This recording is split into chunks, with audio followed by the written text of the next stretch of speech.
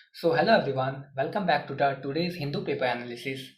तो आज की इस वीडियो में हम कोशिश करेंगे आज के सारे इंपॉर्टेंट टॉपिक्स जो कि एग्जाम पॉइंट ऑफ व्यू से रिलेवेंट है उन्हें कवर करने की। तो without any further delay let's get started. तो पहला एडिटोरियल हम लोगों ने पिकअप किया है पेज 8 से, और ये बेसिकली है हमारे फूड प्राइसेस रिलेटेड।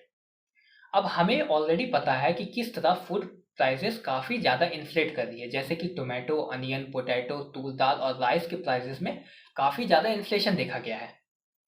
अब पहले पैरा की बात की जाए तो इस पैरा में बस डेटा दी गई है कि किस तरह कितने परसेंटेज हमारे फूड के प्राइसेस बढ़े हैं, जो कि हमारे पॉइंट ऑफ व्यू से इम्पॉर्टेंट नहीं है, क्योंकि हमें जनरल ट्रेंड पता होना चाहिए बस। अब बढ़ते हैं अपने अगले पैरा की तरफ।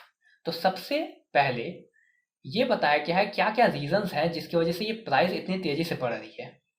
उसमें सबसे पहला रीजन है सीजनैलिटी। जैसा कि हमें पता है कि किसी पर्टिकुलर सीजन में किसी भी फ्रूट्स या वेजिटेबल के दाम घट जाते हैं, अदर सीजन में उनके दाम बढ़ जाते हैं।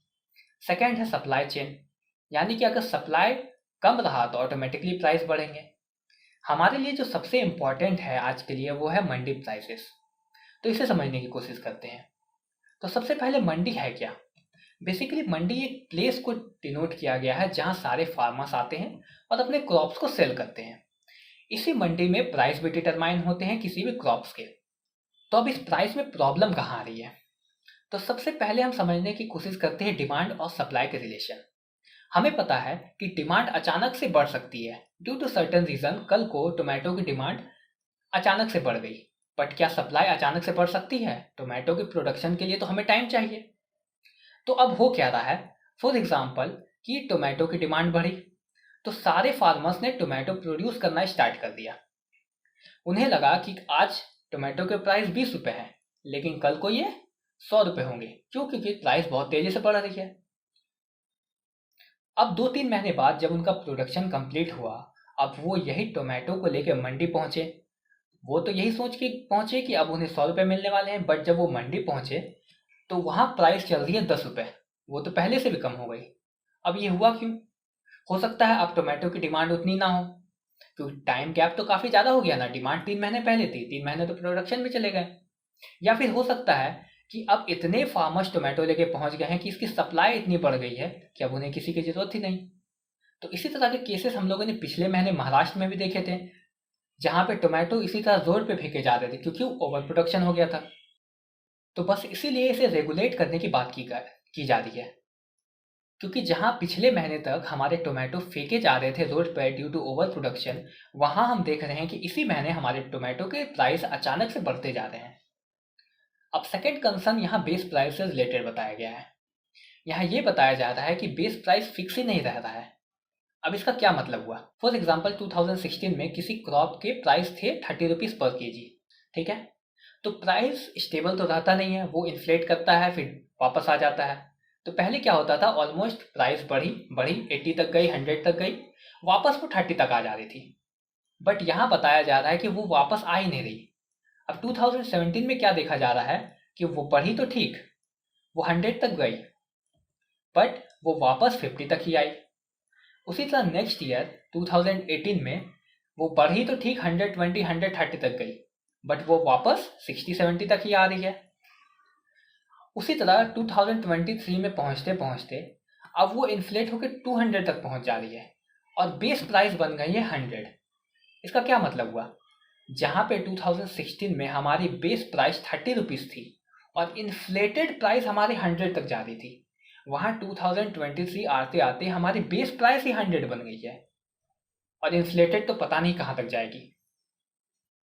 और आखिर में एल नीनो से रिलेटेड इफेक्ट के बारे में बताया गया है। यहाँ कहा जाता है कि पॉलिसी मेकर को एक स्ट्रिक्ट एक्शन लेने की जरूरत है। क्यों? क्योंकि हमारे ये ईयर एल नीनो ईयर है, जिसकी वजह से काफ़ी स्टेट्स कम रेनफॉल देखेंगे, कहीं जगह हमें ड्राउट देखने के लिए भी मिल रहे हैं। इसके लिए फूड प्राइस को कंट्रोल करना काफ़ी इंपॉर्टेंट होने वाला है और काफ़ी डिफिकल्ट भी। इसलिए इस एडिटोरियल के द्वारा अभी से गवर्नमेंट को अलर्ट रहने की सलाह दी जाती है। तो इस आर्टिकल में बस इतना ही बताया गया था।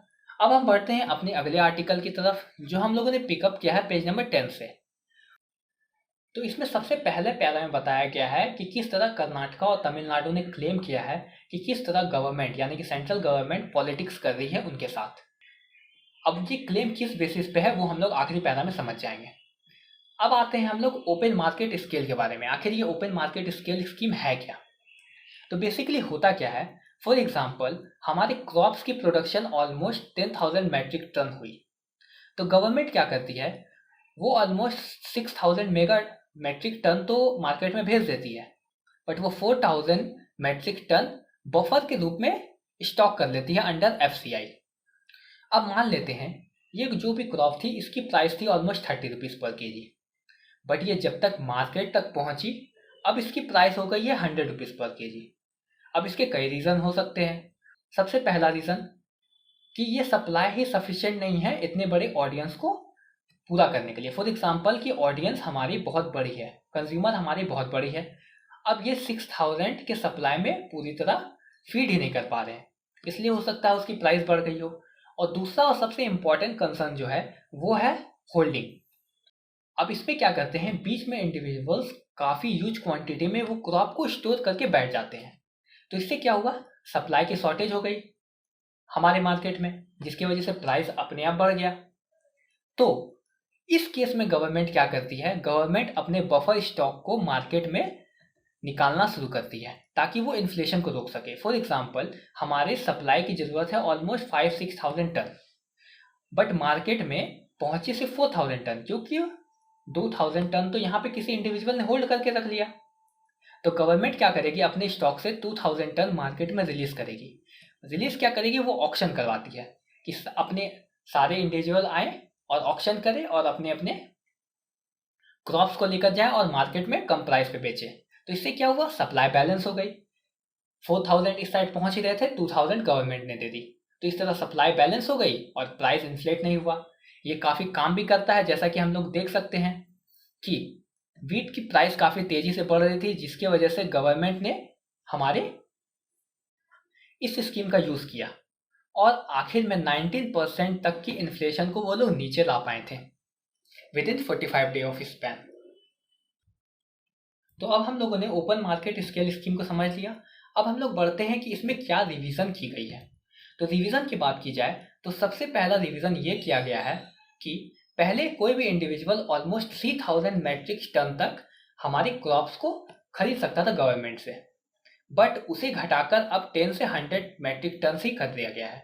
गवर्नमेंट का ये कहना है कि वो छोटे छोटे मार्जिनल इंडिविजुअल को भी मौका देना चाहती है ताकि वो भी आए और इसमें पार्ट ले।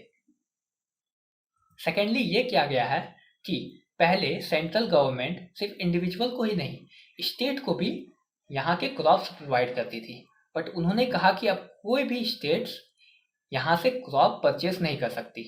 सेकेंडली कोई भी इंडिविजुअल भी अब किसी स्टेट को इस क्रॉप को नहीं बेच सकते। इसका मतलब कि सेंट्रल ने किसी इंडिविजुअल को बेचा, अब ये इंडिविजुअल भी स्टेट किसी स्टेट को नहीं बेच सकते वो क्रॉप। तो इससे रिलेटेड ही आखिरी पैरा में कर्नाटका और महाराष्ट्र के गवर्नमेंट ने बताया है कि किस तरह ये पॉलिटिक्स खेला जा रहा है, क्योंकि रिसेंटली कर्नाटका की गवर्नमेंट ने अन्य भाग्य स्कीम लॉन्च की थी, जिसके तहत वो लोग गरीबों को मुफ्त में अनाज बेचना चाहते थे। उनका ये था कि वो FCI से कम दामों में क्रॉप्स को खरीदेंगे, ऑलमोस्ट 35 रुपये किलो, और वो फ्री में वहाँ के मार्जिनल लोगों को देंगे। बट यूनियन गवर्नमेंट ने इस पर रोक लगा दी, क्योंकि वो नहीं चाहते कि कांग्रेस का नाम वहाँ बने। तो ये पॉलिटिक्स में हमें नहीं जाना, हमें बेसिकली ओपन मार्केट स्केल समझना था कि वो है क्या और आखिर क्या रिवीजन इसमें आई है। तो इसके बाद हम लोग बढ़ते हैं अपने अगले आर्टिकल की तरफ। तो अगला आर्टिकल हम लोगों ने पिकअप किया है पेज नंबर 12 से, और ये बेसिकली रिलेटेड है साइंस एंड टेक से। अब डायरेक्ट इस आर्टिकल की इंटीग्रिटी पे चलते हैं। यहाँ बात की गई है इंडिया के लार्जेस्ट टेलीस्कोप की, जो कि पुणे में सिचुएटेड है। अब ये टेलीस्कोप हमारी ग्रेविटेशनल वेव को मॉनिटर करने का काम करती है। Gravitational waves is just like a other waves, वो रिपल के फॉर्म में आगे बढ़ती है। अगर इसे एक हाइपोथेटिकल सिचुएशन से कंसिडर करें तो मान लेते हैं एक रिवर है, उसमें हम लोगों ने एक पत्थर फेंका, तो हमें पता है कि यहाँ वेव्स के फॉर्म में हमारे वाटर रिपल आगे बढ़ेंगे। बस यही है हमारी ग्रेविटेशनल वेव। कोई भी बड़े मासेस हो सकता है, वो कोई बड़ा स्टार हो या डेड स्टार हो, अगर वो स्पेस टाइम में गिरेगा तो वो एक रिपल लाइक वेव प्रोड्यूस करता है जिसे हम लोग कहते हैं ग्रेविटेशनल वेव।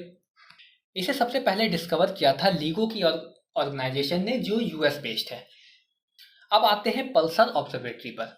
तो सबसे पहले इसकी डेफिनेशन देखते हैं। Pulsar are a type of rapidly rotating neutron star that are essentially embedded of dead star and are present in our Galaxy.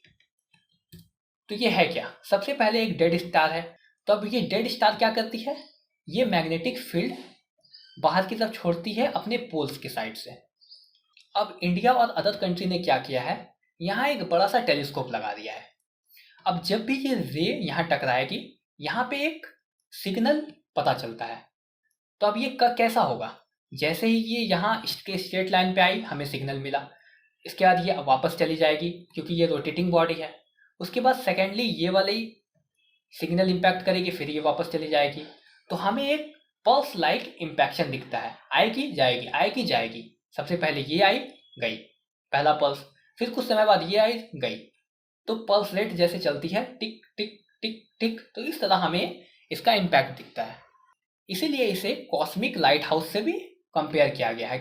अब क्या हो कि अगर यहाँ पे किसी तरह के वेव्स आ जाए, जो टाइम पहले फिक्स था दोनों पल्स के बीच, अब वो हैम्पर करने लगेगा या फिर उसकी डायरेक्शन ऊपर नीचे होने लगेगी। इसी से हम लोग ग्रेविटेशनल वेव का पता करते हैं। तो इस आर्टिकल में बस यही बताया गया है कि किस तरह हम लोग ने पल्स रेट से ग्रेविटेशनल वेव को पता करने की कोशिश की है। तो इस आर्टिकल को भी यही एंड करते हैं और बढ़ते हैं अपने अगले आर्टिकल की तरफ, जो हम लोगों ने पिकअप किया है पेज नंबर 1 से, और ये है रिलेटेड वाइल्ड लाइफ से रिलेटेड। तो यहाँ बात की गई है देवरीगढ़ की, जहाँ पे 400 फैमिलीज को रीलोकेट किया गया है, और ये भी काफ़ी पीसफुल मैनर में। जैसा कि हम हर बार देखते हैं, अगर किसी ट्राइब को किसी लोकेशन से हटाया जाता है तो वो काफ़ी वॉयलेंट रूप ले लेता है, बट यहाँ पे काफ़ी पीसफुली 400 फैमिलीज को बिल्कुल पीसफुली रीलोकेट किया गया है। अब ये सबसे पहले इसकी लोकेशन देख लेते हैं। देवरीगढ़ हमारी उड़ीसा में सिचुएटेड है और ये एक वाइल्ड लाइफ सेंचुरी है। इसी आर्टिकल में एक और बर्ड सेंचुरी की बात की गई है, जो कि है नालंपना बर्ड सेंचुरी, और वो भी सिचुएटेड है उड़ीसा में ही, हमारे चिलिका लेक के पास। तो इन दोनों की लोकेशन हम लोगों ने देख ली। अब इस आर्टिकल में बेसिकली बस यही बताया गया है कि पीसफुली मैनर में इसे रीलोकेट किया गया है, किसी तरह की कोई प्रॉब्लम नहीं हुई। क्यों? क्योंकि वो लोग भी चाहते थे वहाँ से रीलोकेट होना। जैसा कि बताया जाता है कि बहुत कुछ दिन पहले ही एक टाइगर वहाँ पे आ गया था, जिसकी वजह से वहाँ पे ह्यूमन और वाइल्ड लाइफ के कॉन्फ्लिक्ट देखने के लिए मिलते हैं। सेकेंडली वहाँ पे हेल्थ, एजुकेशन और इस तरह के सिस्टम काफ़ी कम है, क्योंकि वो एक सेंचुरी है, तो ये ऑब्वियस सी बात है। तो इस आर्टिकल में भी बेसिकली यही बात की गई थी। इन दोनों की लोकेशन हम लोगों ने देख ली। अब बढ़ते हैं हम अपने अगले आर्टिकल की तरफ, जो हम लोगों ने पिकअप किया है पेज नंबर 5 से। अब इसमें हम लोगों ने बात की है एक न्यू सेफ्टी सिग्नलिंग सिस्टम, जो कि आईआईटी खड़गपुर के द्वारा बनाई गई है और जो कि बेस्ड है हमारी ब्लॉकचेन टेक्नोलॉजी पे। सबसे पहले ब्लॉकचेन टेक्नोलॉजी को ऊपर समझ लेते हैं। बेसिकली क्या है ब्लॉकचेन टेक्नोलॉजी? एक ऐसी टेक्नोलॉजी है जो इंटरकनेक्टेड है। फॉर एग्जांपल, कुछ डेटा यहाँ है, ये अगले कंप्यूटर पे कनेक्टेड है, उसके बाद अगर ये आगे गई तो यहाँ कनेक्टेड है, और अगर कोई डेटा अगर यहाँ पे छेड़छाड़ की गई तो वो सारे के सारे कंप्यूटर या जो भी उससे कनेक्टेड है सब में दिखाएंगे। तो इसीलिए यहाँ से लीक ऑफ डेटा काफ़ी मुश्किल हो जाती है। जैसे कि उड़ीसा के केस की बात करें, हमें पता है कि उसमें बताया गया था कि एक्सीडेंट का मेजर कारण था वो सिग्नल। पहले बताया गया ग्रीन सिग्नल दिया गया और फिर उसे रेड कर दिया गया, और हमें पता ही नहीं कि वो किसने किया।